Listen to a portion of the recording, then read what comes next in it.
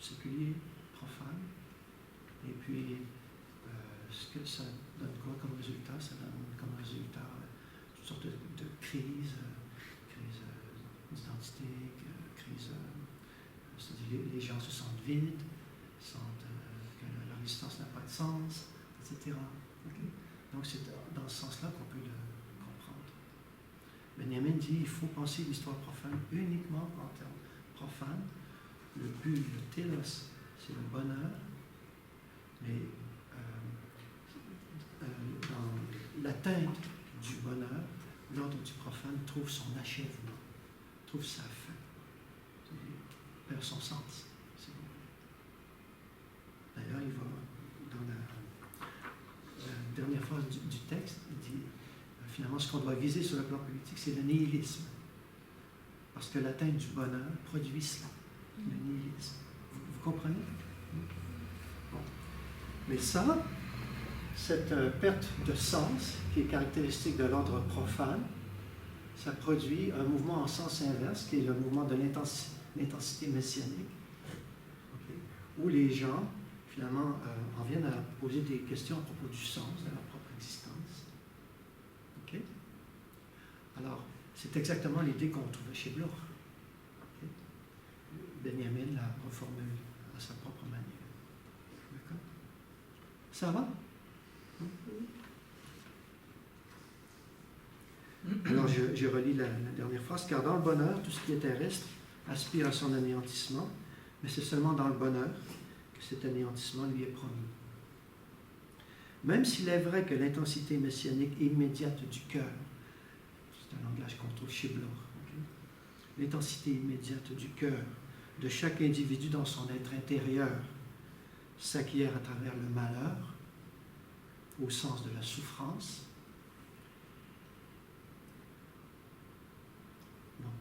Au mouvement spirituel de la restitutio in integrum qui conduit à l'immortalité.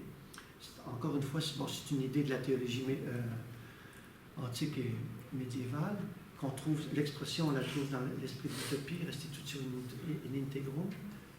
En grec, on appelle ça l'apokatastase. Okay? Donc, c'est l'idée qu'à la fin des temps, l'ordre originel, le paradis terrestre, si vous voulez, sera restauré. D'accord? Les choses vont être restituées intégralement. D'accord? Donc, c'est la fin messianique. Okay?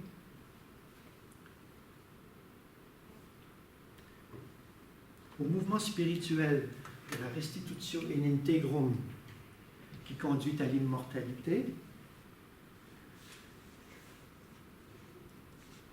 correspond une restitutio séculière qui conduit à l'éternité d'un anéantissement. Autrement dit, ici, le temps profane ne prendra jamais fin. C'est un mouvement sans fin. C'est un mouvement d'anéantissement qui n'a pas de fin, puis dont le but, le télos, est le bonheur. Au mouvement spirituel de la restitution in integrum qui conduit à l'immortalité correspond une restitution séculière qui conduit à l'éternité d'un anéantissement. Et le rythme de cette réalité séculière, éternellement évanescente dans sa totalité, spatiale mais aussi temporelle, le rythme de cette nature messianique est le bonheur. Car messianique est la nature de par son éternelle et totale évanescence. Alors, ici, il y a l'idée d'un rythme. Il y a des temps. Il y a des temps d'arrêt. Alors, ce n'est pas un temps. Le temps profane, ce n'est pas un temps continu. C'est un temps où il y a des arrêts qui sont marqués. Puis c'est dans ces arrêts-là, Benjamin appelle ça le rythme messianique du temps profane. Dans ces arrêts-là dont j'ai parlé tout à l'heure, par exemple, le temps de la présence, l'expérience de choc, où on se réveille de nos illusions, etc. Donc c'est dans ces moments-là qui sont des moments apocalyptiques. Non pas apocalyptiques au sens où le temps profane prendrait fin, mais apocalyptiques au sens où il y a des arrêts le temps, à certains moments, s'arrête. Okay? Alors, c'est dans ces arrêts-là que transparaît le sens messianique de l'histoire. Vous comprenez? Bon, en tout cas, vous pourrez réfléchir davantage à ce texte-là, mais je pense que je vous ai donné les principales clés pour le saisir. Oui? Et qu'est-ce qui est anéanti ici? Donc on parle de l'éternité de l'anéantissement. Oui. Qu'est-ce qui est cela qui est anéanti? Ce qui est anéanti, c'est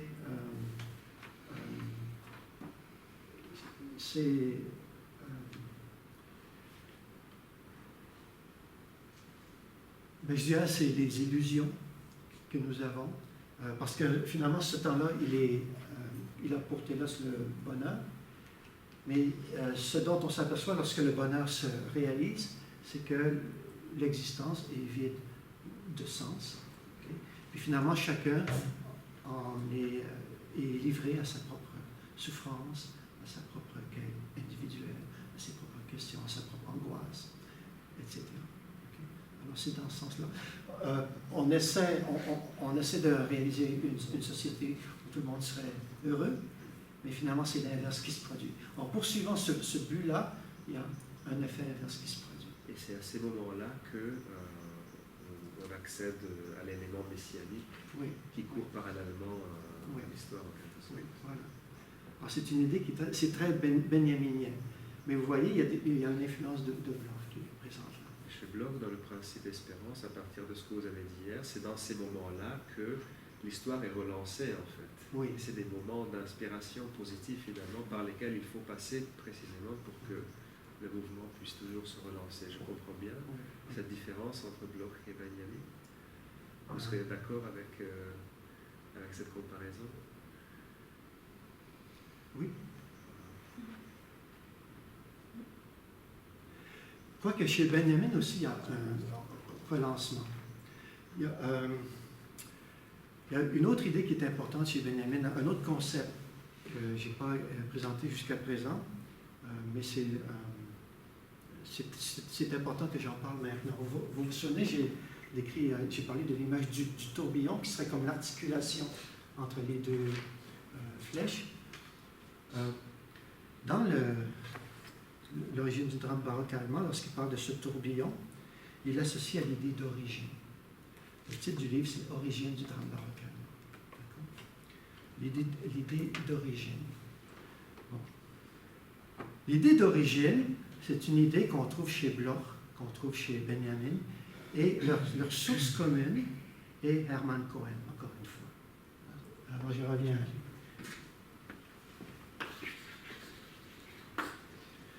Dans la logique de la connaissance pure, Cohen dit, bon, la connaissance pure, qui ne présuppose pas une intuition externe, etc., elle doit commencer par quoi? Elle commence avec rien. Le commencement de la pensée ou de la connaissance, c'est rien. Ça, c'est l'origine. C'est le néant. C'est rien. Okay?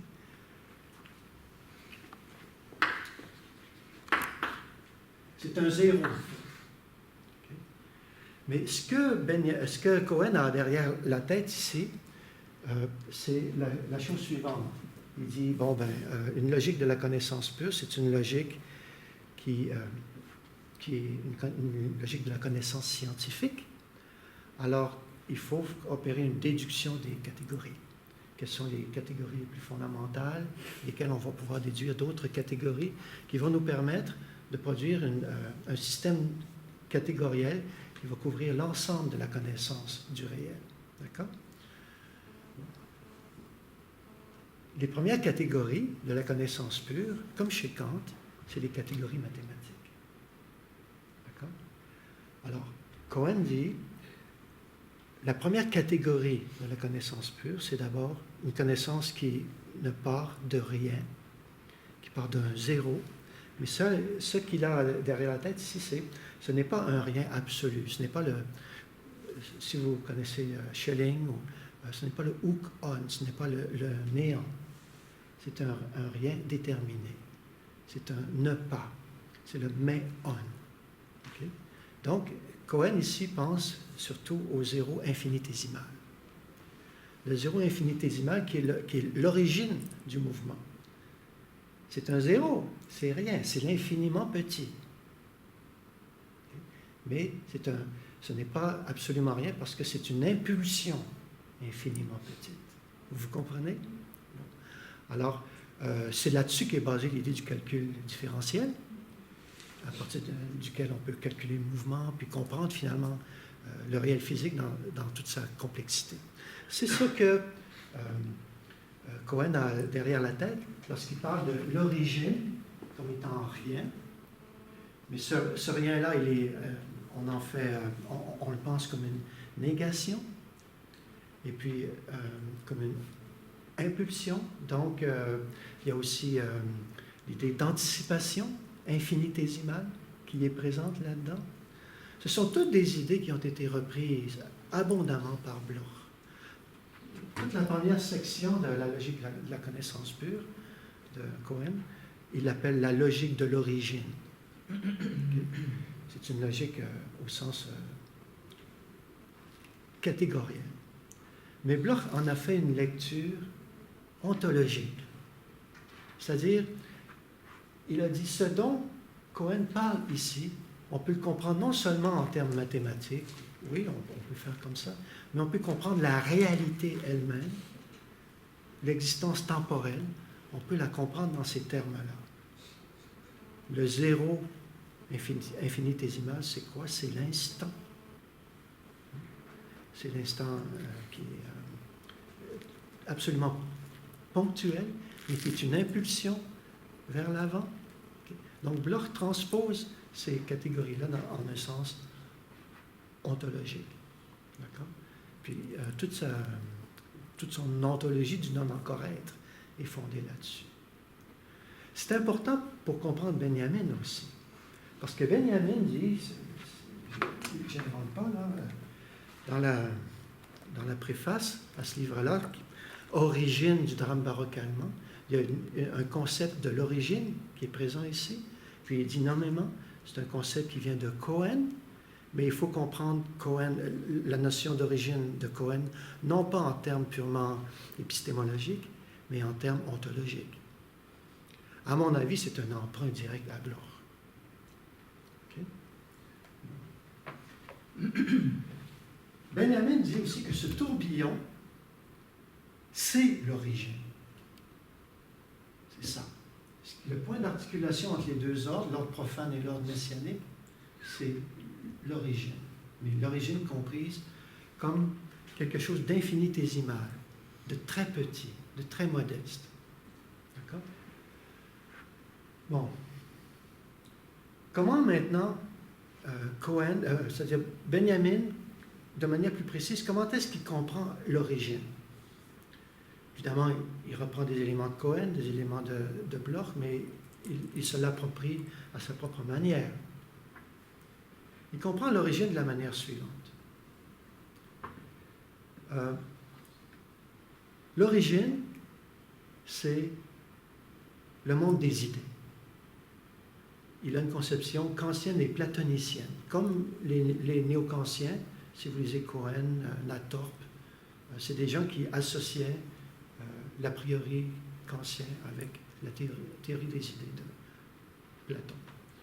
Alors, Benjamin, sans aucune gêne, sans aucun malaise, il adhère à cette idée-là qu'il existe un monde des idées platoniciennes. Mais ces idées-là, nous ne les connaissons pas, nous n'y avons pas accès, nous n'en avons pas l'expérience. Nous en avons l'expérience seulement de manière indirecte. Nous en avons l'expérience à travers des arrêts, à travers des symboles, des allégories, à travers des moments d'arrêt comme ça. Okay? C'est dans ces moments-là, dans ces temps d'arrêt, que nous avons une idée, une intuition d'une autre dimension, qui est la dimension messianique. Okay? Ces moments d'arrêt-là, il dit que ce sont des moments infimes. C'est une idée qu'on trouve encore chez Bloch. Okay? L'instant présent, qui est infiniment petit, est à l'origine de tout. Okay? Donc, c'est des moments qui sont tout à fait infimes, mais Benjamin, lui, il les conçoit comme des arrêts dans le cours du temps, dans le cours temporel. C'est son idée d'origine. Alors, je me suis éloigné un peu de mes notes parce que j'ai pensé que ce serait plus facile de vous présenter les choses de cette manière-là. Mais je voudrais, pour terminer, puis ensuite on aura peut-être un peu de temps pour discuter, vous parler un peu de la notion d'espérance qu'on trouve chez Benjamin. Je n'ai pas eu le temps beaucoup, en fait, j'arrive à peine maintenant à son texte sur les affinités électives, qui est un texte très ardu, mais qui mérite, je vous avertis, je vous conseille de le lire à plusieurs reprises parce que c'est un texte extrêmement profond et extrêmement riche. Benjamin dit dans ce texte-là que l'espérance, c'est quelque chose d'infime. À la fin du roman, vers la fin du roman Les affinités électives, il y a cette phrase, lorsque les deux protagonistes s'embrassent, l'espérance passait sur leur tête comme une étoile qui tombe du ciel. Et puis Benjamin élabore tout un commentaire là-dessus. Alors, l'espérance, c'est comme une petite étoile filante qui est à peine perceptible. Et puis Benjamin dit ça, il dit toute espérance naît dans l'infime, dans quelque chose de très très modeste. Okay? Et puis il associe ça aussi à la passion, c'est-à-dire à la vie réelle, non pas simplement à la beauté artistique, mais à la vie réelle, qui est une vie qui est soumise à la mort. Je me demandais tout à l'heure pourquoi le temps profane est un temps d'anéantissement, c'est que aussi notre destinée, c'est la mort. D'accord? Alors, l'existence réelle, c'est une existence qui est vouée à la mort. Mais dans cette existence, il peut y avoir des moments infimes où devient possible l'espérance d'autre chose. Puis Benjamin dit très clairement, cette espérance qui transparaît dans ces moments-là, c'est l'espérance de la vie éternelle. C'est une espérance de la résurrection des morts, finalement. C'est ça.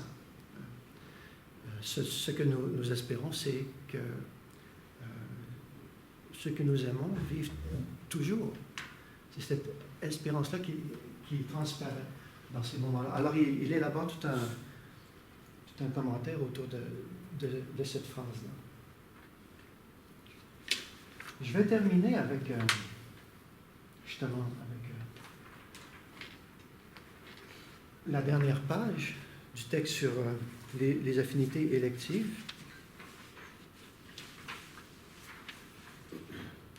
En fait, allez à la page 392.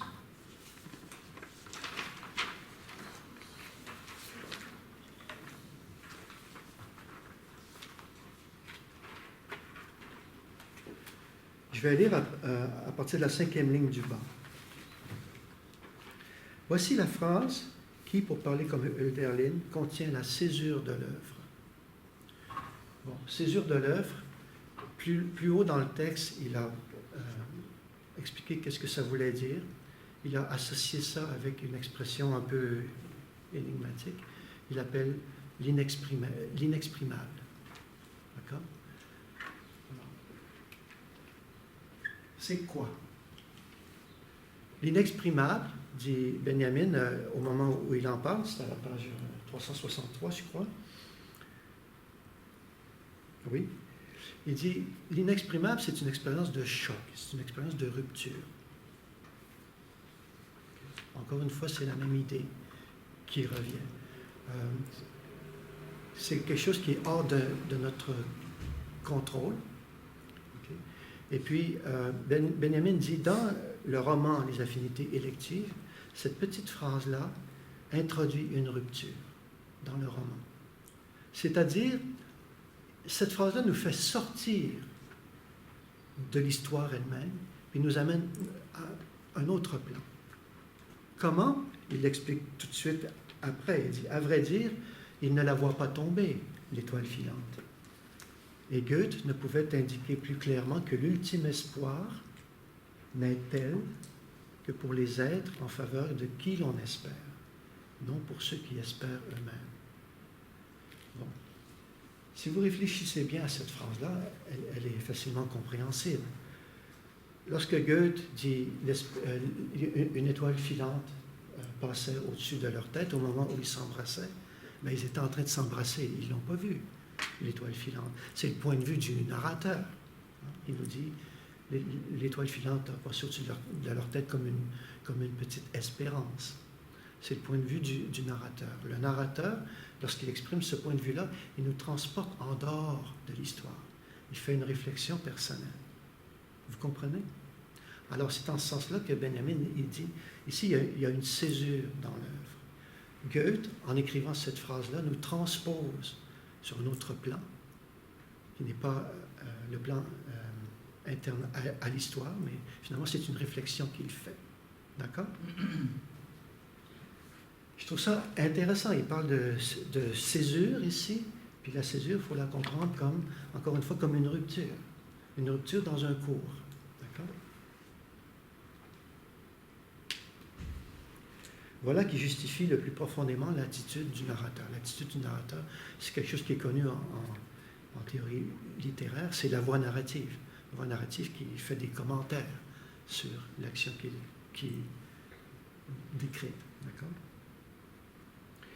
Il est le seul, le narrateur, il est le seul qui, dans le sentiment de l'espoir, peut donner sens à l'événement.